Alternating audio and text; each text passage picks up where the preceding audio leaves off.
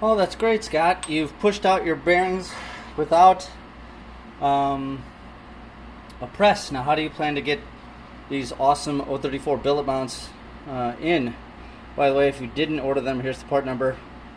They let you know this is the rear upper,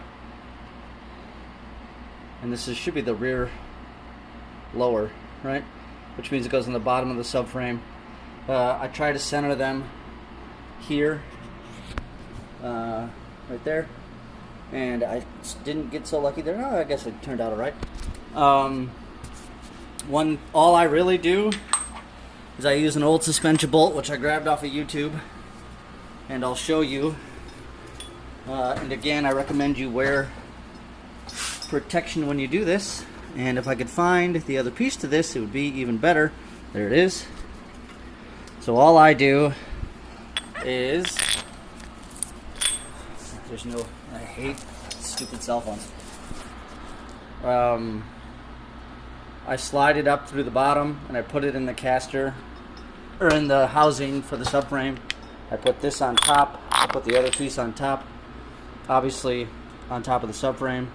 I put a washer on it to spread out the weight so I don't take damage, and then I just tighten it by hand very slowly. And even if you're off a little, like because Audi didn't really make these things to spec, these subframe bushings, as 034 Motorsport says. So sometimes they might be cockeyed like this when you go to put them in. Just keep tightening. Again, wear safety goggles if you don't trust it. I got behind my creeper the first time I did it because I thought for sure it was going to snap, but then I got out the breaker bar on the top, and by breaker bar I mean like a big breaker bar, like a professional breaker bar. And I just started tightening it, and slowly but surely it clamped into itself. I kept it clamped overnight for one, not overnight for the other, and there was no difference, so you can take the bolt out right away. It didn't move at all. You might, according to the 034 Motorsport website, you might have to actually grind that away.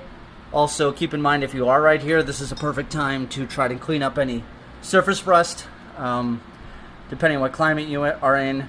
Again, this car was in Wisconsin for, I don't know, like 15 years. It's pretty good condition, but I'm gonna seal up, like surface rust here, because realistically, even though I'm in Florida now, I don't want to do this again. So I'll try to show you the time lapse, and we can go from there.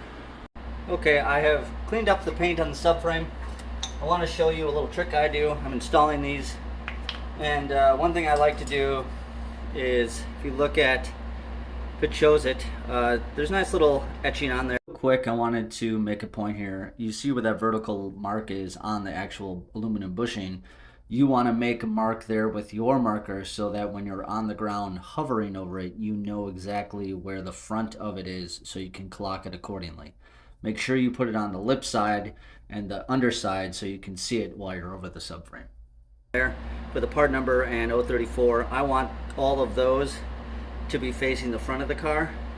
But the problem is, when you're on top of it, you don't know where that is. So I take a marker, I clean it off, I mark it so I know where the middle is.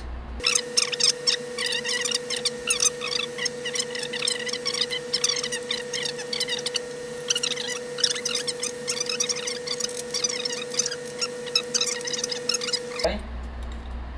And I typically get it started with the ratchet wrench, literal ratchet wrench, and then I tighten it to as far as I can go without screwing it up, and then I move to a breaker bar.